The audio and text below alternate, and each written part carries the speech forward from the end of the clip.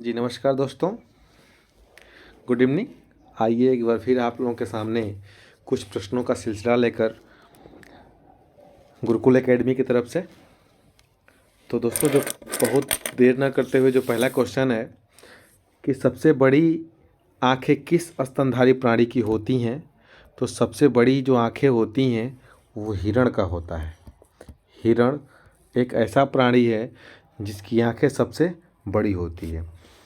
अगला क्वेश्चन है कि आज कार्बन डाइऑक्साइड यानी कि CO2 के उत्सर्जन में सर्वाधिक योगदान करने वाला देश कौन है, तो उसका नाम है संयुक्त राज्य अमेरिका। संयुक्त राज्य अमेरिका, ठीक है दोस्तों, संयुक्त राज्य अमेरिका। इसको भी देख लेंगे। अगला प्रश्न है कि निम्नलिखित में से किस उद्योग में अब्रक कच्चे माल के रूप में प्रयुक्त होते हैं, तो विद्युत के रूप में। किस रूप में? विद्युत के रूप में।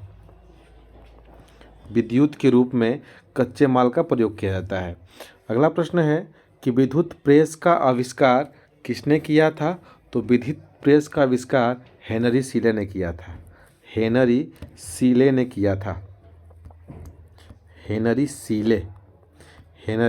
सीले ने किया था। ठीक है दोस्तों, विद्युत प्रेस का आविष्कार हेनरी सीले ने किया था। अगला प्रश्न है कि प्रेशर कुकर में खाना जल्दी पक जाता है क्योंकि?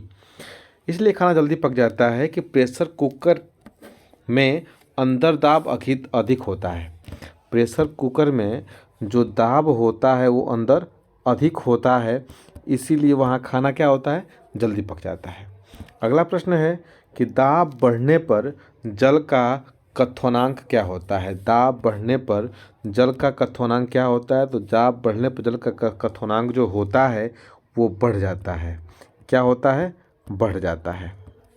ठीक है दोस्तों, अगला प्रश्न है कि प्रत्येक क्रिया के बराबर वह विपरीत दिशा में एक प्रतिक्रिया होती है, यह न्यूटन का कौन सा नियम है, तो यह न्यूटन का दोस्तों तीसरा नियम है, जिसको हम लोग बोलते हैं क्रिया प्रतिक्रिया का नियम। क्रिया प्रतिक्रिया का नियम। ठीक है दोस्तों, तो इससे पहले भी न्यूटन ने तीन नियम दिए हैं, जो प्रथम नियम, द्वितीय ना, और ये तृतीय नियम है। अगला है कि कापर यानी कि कापर Cu का शत्रु तत्व है गंधक। क्या नाम है? गंधक। ठीक है, यानी कि सल्फर। क्या नाम है दोस्तों? सल्फर।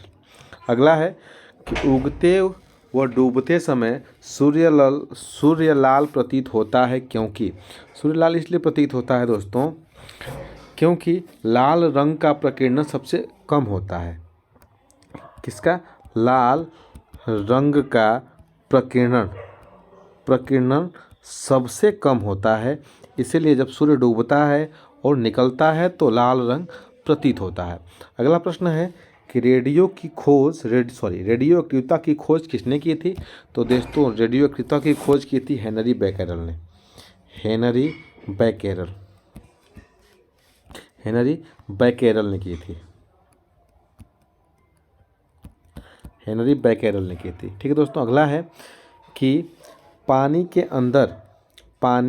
अंदर हवा का एक बुलबुला किस तरह बर्ताव करता है, तो पानी के अंदर दोस्तों एक हवा का बुलबुला अवतल दर्पण की तरह, कौन सा?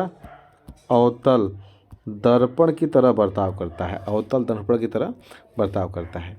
अगला प्रश्न है कि इकाइयों की समस्त व्यवस्थाओं में किस इकाई की मात्रा समान होती है, तो दोस्तों इसका जो आंसर होगा विशिष्ट गुरुत्व। कौन सा? विशिष्ट गुरुत्व।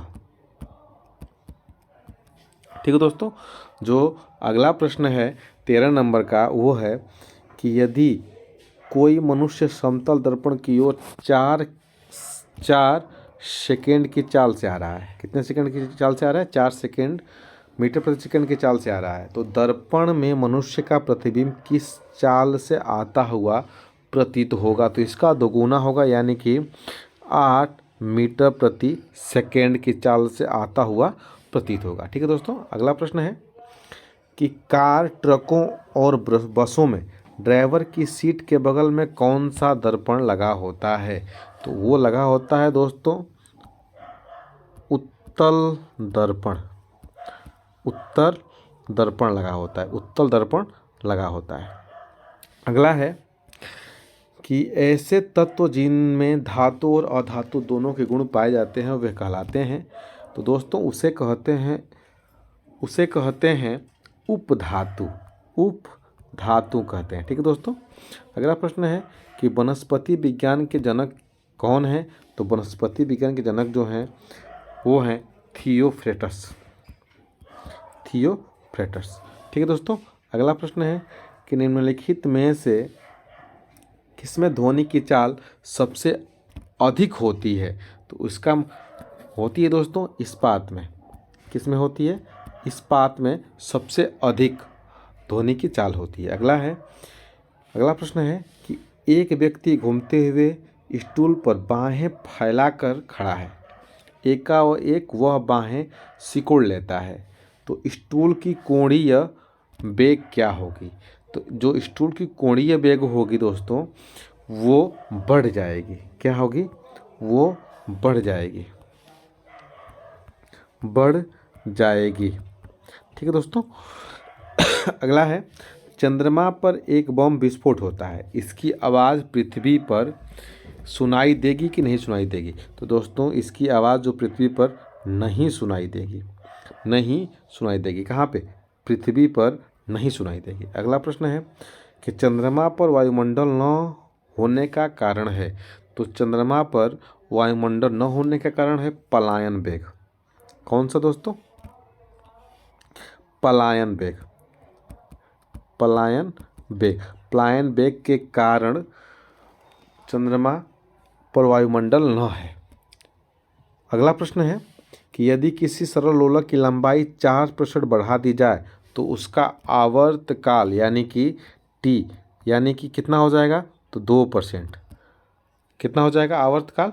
2% यानी कि उसका आधा हो जाएगा। अगला है कि एक लड़की झूला झूल रही है, उसके पास एक अन्य लड़की आकर बैठ जाती है तो झूले का आवर्तकाल क्या होगा?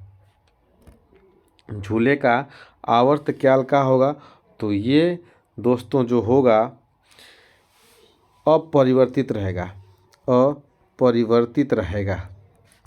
अपरिवर्तित रहेगा। ठीक है दोस्तों। अगला प्रश्न है कि हम रेडियो की घुंडी घुमाकर विभिन्न स्टेशनों के प्रोग्राम सुनते हैं। जो रेडियो की घुंडी होती है ऐसे उसको घुमाकर हम विभिन्न स्टेशनों का प्रोग्राम सुनते हैं। यह संभव है। तो यह संभव क्यों है दोस्तों? तो अनुनाद के कारण यह संभव है। अगला है वेंचुरी मीटर से क्या ज्ञात करते हैं? तो दोस्तों वेंचुरी मीटर से हम जल के प्रवाह को ज्ञात करते हैं। जल के प्रवाह को ज्ञात करते हैं। अगला है कि चौराहों पर पानी के फुहारे में गेंद नाचती रहती है क्योंकि पानी का वेग अधिक होने से दाब घट जाता है। दाब क्या हो जाता है? घट जाता है। किसका? पानी का जब वेग अधिक रहता है तो दाब क्या होता है? घट जाता है। अगला है यदि किसी पिंड को पृथ्वी से 11.2 किलोमीटर प्रति सेकेंड के वेग से फेंका जाए तो इस पिंड का होगा? तो पृथ्वी पर कभी नहीं आएगा। ठीक ना? वो पिंड जो है पृथ्वी पर कभी नहीं आएगा। अगला प्रश्न है कि उपग्रह में समय ज्ञात करने के लिए अंतरिक्ष यात्री को क्या प्रयोग करना चाहिए?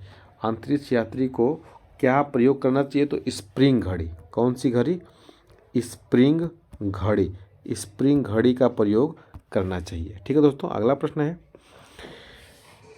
कि यदि पृथ्वी की त्रिज्या 1% कम हो जाए किंतु द्रव्यमान वही रहे तो पृथ्वी का तल गुरुत्वीय त्वरण होगा। तो दोस्तों इसका जो आंसर होगा 2% घट जाएगा। 2% घट जाएगा। ठीक है दोस्तों। अगला प्रश्न है कि दाब का मात्रक क्या होता है? तो दाब का मात्रक होता है पास्कल होता है। अगला प्रश्न है कि झरने में जब जल ऊंचाई से गिरता है तो उसका ताप क्या होता है? तो ताप दोस्तों बढ़ जाता है। ठीक है दोस्तों, तो ये 30 प्रश्नों का जो सिलसिला था, 30 प्रश्नों का। दोस्तों यदि चैनल पे नए हैं तो आप सब्सक्राइब कर लें और हमें बताएं, कमेंट में बताएं कि वीडियो कैसा बना है, लाइक भी करें और सपोर्ट करें। ठीक है दोस्तों, तो अब फिर आगे आप लोगों से मिलते हैं हम, तब तक के लिए थैंक्स।